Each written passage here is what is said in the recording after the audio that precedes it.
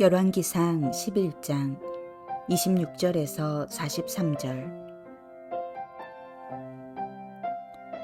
솔로몬의 신하 느밧의 아들 여로보암이 또한 손을 들어 왕을 대적하였으니 그는 에브라임 족속인 스레다 사람이요 그의 어머니의 이름은 수르아이니 과부더라. 그가 손을 들어 왕을 대적하는 까닭은 이러하니라. 솔로몬이 밀로를 건축하고 그의 아버지 다윗의 성읍이 무너진 것을 수축하였는데 이 사람 여로보암은 큰 용사라. 솔로몬이 이 청년의 부지런함을 보고 세워 요셉 족속의 일을 감독하게 하였더니 그 즈음에 여로보암이 예루살렘에서 나갈 때에 실로 사람 선지자 아히야가 길에서 그를 만나니 아히야가 새 의복을 입었고 그 두 사람만 들에 있었더라. 아히야가 자기가 입은 새 옷을 잡아 12조각으로 찢고 여로보암에게 이르되 너는 10조각을 가지라. 이스라엘의 하나님 여호와의 말씀이 내가 이 나라를 솔로몬의 손에서 찢어 빼앗아 10지파를 내게 주고 오직 내 종 다윗을 위하고 이스라엘 모든 지파 중에서 택한 성읍 예루살렘을 위하여 한 지파를 솔로몬에게 주리니 이는 그들이 나를 버리고 시돈 사람의 여신 아스다롯과 모압의 신 그모스와 암몬 자손의 신 밀곰을 경배하며 그의 아버지 다윗이 행함 같지 아니하여 내 길로 행하지 아니하며 나 보기에 정직한 일과 내 법도와 내 율례를 행하지 아니함이니라. 그러나 내가 택한 내 종 다윗이 내 명령과 내 법도를 지켰으므로 내가 그를 위하여 솔로몬의 생전에는 온 나라를 그의 손에서 빼앗지 아니하고 주관하게 하려니와 내가 그의 아들의 손에서 나라를 빼앗아 그 10지파를 내게 줄 것이요 그의 아들에게는 내가 한 지파를 주어서 내가 거기에 내 이름을 두고자 하여 택한 성읍 예루살렘에서 내 종 다윗이 항상 내 앞에 등불을 가지고 있게 하리라. 내가 너를 취하리니 너는 내 마음에 원하는 대로 다스려 이스라엘 위에 왕이 되되 내가 만일 내가 명령한 모든 일에 순종하고 내 길로 행하며 내 눈에 합당한 일을 하며 내 종 다윗이 행함같이 내 율례와 명령을 지키면 내가 너와 함께 있어 내가 다윗을 위하여 세운 것 같이 너를 위하여 견고한 집을 세우고 이스라엘을 내게 주리라. 내가 이로 말미암아 다윗의 자손을 괴롭게 할 것이나 영원히 하지는 아니하리라 하셨느니라 한지라.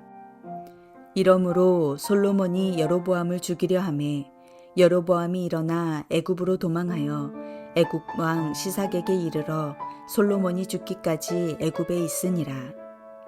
솔로몬의 남은 사적과 그의 행한 모든 일과 그의 지혜는 솔로몬의 실록에 기록되지 아니하였느냐. 솔로몬이 예루살렘에서 온 이스라엘을 다스린 날수가 40년이라.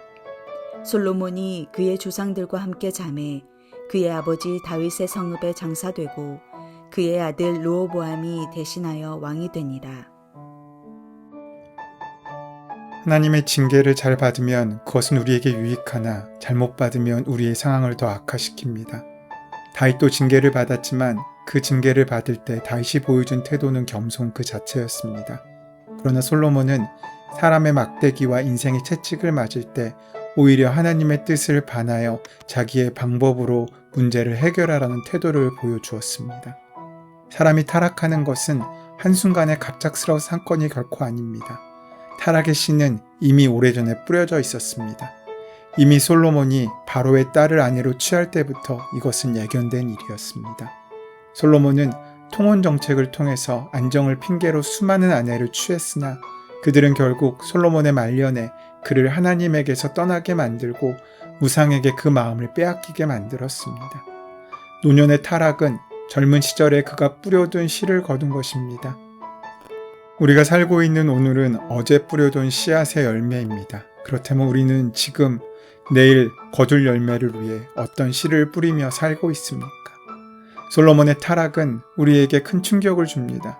왜냐하면 솔로몬의 부와 명성과 성공과 명예가 오히려 솔로몬을 타락하게 만들었기 때문입니다.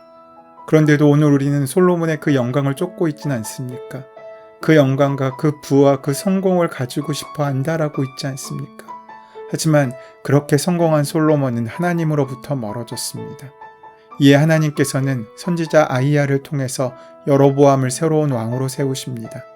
아이야가 자신의 옷을 12조각으로 찢는 것은 아마도 12지파가 찢기는 것을 상징하는 것일 것입니다.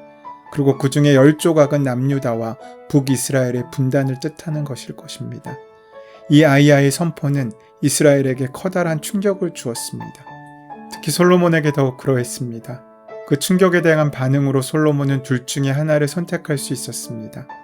아이야 선지자의 선포를 하나님의 경고로 받아 자신의 마음을 돌이키거나 아니면 왕으로 세워진 여로보암을 죽여서 자신의 왕권을 지키거나 말입니다. 그런데 이것은 마치 사울왕 시대를 보고 있는 듯한 기시감이 느껴집니다. 사울왕 또한 하나님으로부터 멀어지자 하나님께서는 사무엘을 통해 다윗을 새로운 왕으로 선택하십니다. 그것은 사울왕에게는 일종의 경고였습니다. 사울왕이 이 상황을 지혜롭게 극복하는 방법을 우리는 잘 압니다. 그러나 사울은 이마저도 최악의 선택을 합니다. 다윗을 죽이려고 안간힘을 쓴 것입니다. 상황을 정리한다고 근본적인 것이 고쳐지는 것이 아닙니다. 외부의 적을 물리친다고 우리의 내부의 영성이 좋아지는 것도 아닙니다. 하나님과의 관계는 외부의 문제로 해결되지 않습니다. 마치 불륜을 저지르거나 자신의 배우자에게 잘못한 것이 있을 때 자연스럽게 나오는 행동이 아닌 사랑의 확신이 없을 것을 들킬까봐 더 많은 선물 공세를 하는 것과 같은 경우입니다. 반면 다윗의 경우는 어땠습니까? 그가 남의 아내를 차지하려고 살인까지 교사하는 죄를 저질렀습니다. 누구도 모르게 감행한 일인데 그만 선지자 나단이 그 사실을 알았습니다. 그리고 다윗 앞에서 그것을 추궁합니다. 이때에도 다윗에게는 두 가지 선택의 길이 있었습니다. 자신의 범죄를 다 알고 있는 선지자 나단을 그 자리에서 없애거나 아니면 주님 앞에 무릎을 꿇고 회개하며 돌아오거나 말입니다. 어쩌면 나단을 죽이는 방법이 가장 손쉬운 방법이었을지도 모릅니다. 그의 입만 막으면 자신의 죄가 더 이상 알려지지 않았을 터니까 말입니다. 그러나 다윗은 주님께 돌아오고 회개하는 더 힘들고 어려운 길을 선택했습니다. 외부를 바꾸는 것이 아니라 내면의 영적인 문제를 해결함으로써 하나님과의 관계 가운데 한 걸음 나아가게 된 것입니다. 하지만 오늘 본문의 솔로몬은 오히려 자신의 머리를 의지하여 하나님께 떨어지고 하나님께 등 돌리는 결과를 만들어냅니다. 오늘 본문이 보여주는 이런 어리석은 선택은 비단 솔로몬만의 문제는 아닐 것입니다. 우리에게도 매일매일 벌어지고 있는 문제의 모습입니다. 남과의 분쟁 혹은 싸움이 벌어지면 우리가 취하는 행동들이 있습니다. 마치 남을 바꿔야 할 해결이 되는 것처럼 끊임없이 그 사람을 탓하고 그 사람을 원망하고 그 사람을 무릎 꿇리려고 애를 씁니다. 상황을 정리하면 우리의 모든 것이 해결될 거라고 생각합니다. 그런데 우리는 상황이 편안해져서 환경이 바뀌어서 행복해지는 것이 아닙니다. 우리를 대적하는 원수가 없어서 행복해지는 것도 아닙니다. 우리가 행복해지고 우리가 평안을 누리는 유일한 방법은 주님과의 화평을 이루는 것입니다. 하나님은 징계를 내리실 때에도 약속을 잊지 않으십니다. 아이야 선지자는 북방 10개의 지파 노동부대의 감독자였던 여로보암을 예루살렘 밖에서 만나 북방 지파들을 다스릴 사명이 있음을 알렸습니다. 다윗 왕조는 유다와 베냐민 지파를 제외한 백성과 영토 대부분을 잃을 것입니다. 솔로몬이 다윗과 달리 우상을 섬겼기 때문입니다. 그러나 하나님은 다윗의 언약을 기억하시고 사울 왕조를 버린 것 같이 다윗 왕조를 버리지는 않으셨습니다. 지금 다윗 왕조에게 내려진 심판은 불순종하는 아들에게 교훈을 주시기 위한 아버지의 징계입니다. 하나님은 여로보암 역시 다윗처럼 순종하면 그의 왕위가 견고할 것이라고 말씀하십니다. 또한 다윗 왕조에 대한 징계가 영원하지 않을 것이라고 이야기하십니다.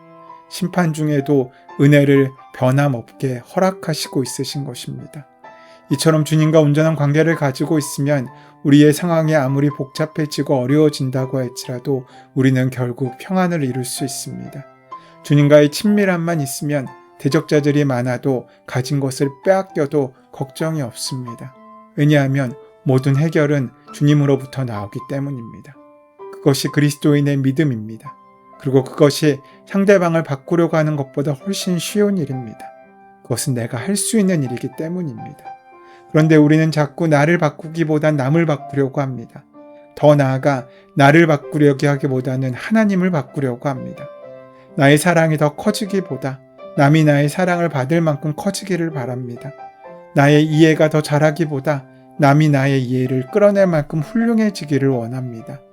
하지만 나의 문제를 남에게 돌리지 말아야 합니다. 내게 해결할 문제를 남에게 떠넘기지 말아야 합니다. 우리의 모든 문제는 주님과의 온전한 관계에서 해결할 수 있습니다. 때때로 나의 결정이 하나님의 계획과 반대되는 것일 수도 있습니다. 하나님의 말씀에 순종하지 못한 솔로몬에게 하나님은 징계하셨습니다. 그러나 하나님의 징계에는 하나의 단서가 붙습니다. 솔로몬이 사는 날 동안에는 나라가 분열되지 않을 것이라는 것입니다. 보통 징계라고 하면 자신에게 주어지는 것인데 하나님께서는 그렇게 하지 않으셨습니다. 이것이 얼마나 강한 징계인지 아십니까? 다윗은 자신의 범죄함에도 불구하고 자녀들에게 믿음의 유산과 함께 하나님의 축복을 물려주었습니다. 솔로몬이 당대의 징계가 임하지 않은 것도 다윗 때문이라고 성경은 기록하고 있습니다. 하지만 솔로몬은 반대입니다. 자식대에 이르러 징계가 시작되고 어려움이 시작됩니다. 내가 사는 동안은 괜찮으면 다 괜찮은 것이 아닙니다. 지금 내가 편안하다고 다 괜찮은 것은 아닙니다. 우리는 누군가의 축복으로 평안 누리고 있는지도 모릅니다. 그러나 내가 그 평안의 축복을 이어가지 못하면 내가 받아야 할 고난을 누군가 받게 됩니다. 축복의 유산을 물려주지 못하는 인생은 그 인생이 아무리 편하고 아무 문제 없는 삶을 살았다고 해도 하나님 앞에서는 결코 온전한 삶을 산 것이 아닙니다. 그는 자신이 받은 축복을 다른 사람과 나누지 못하는 그런 잘못된 삶을 살았기 때문입니다. 우리는 축복의 통로가 되어야 하고 우리로 하나님의 은혜가 전파되는 도구로 사용되어야 합니다.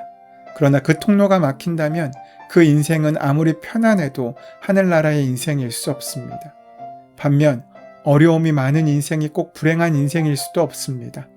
하나님께서 우리 인생에 고난을 허락하신 이유는 두 가지 목적이 있습니다. 먼저는 하나님의 사역을 잘 감당할 수 있게 하는 훈련입니다. 마치 경기에 나서는 선수가 많은 힘든 훈련을 통해서 경기에 나서고 그것이 실력이 되어 이길 수 있는 근거가 되는 것처럼 말입니다.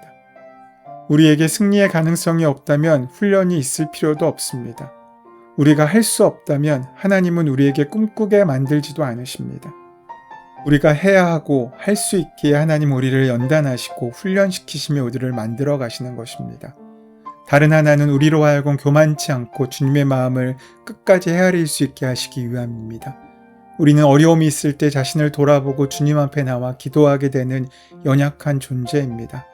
힘이 있을 때는 자신의 힘으로 할 수 있는 것처럼 굴지만 강한 문제, 내가 아무것도 할 수 없는 어려움을 만날 땐 언제나 겸손해집니다. 하나님께서는 우리가 주님 앞에 겸손해지기를 원하십니다. 내가 사는 날 동안 많은 어려움이 있다는 것은 잘못된 인생이 아닙니다. 더 큰 가능성이 있다는 증거입니다. 우리 인생에는 하나님이 운행하시고 역사하시도록 우리를 맡길 수 있는 믿음이 있어야 합니다. 우리 인생에 하나님께서 더 많이 개입하시도록 해야 한다는 것입니다.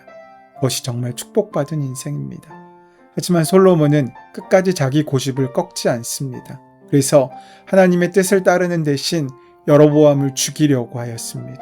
여로보암은 이를 피하여 애굽으로 망명하게 됩니다. 솔로몬의 통치는 이로써 마쳐지고 아들 르호보암이 왕위를 계승합니다.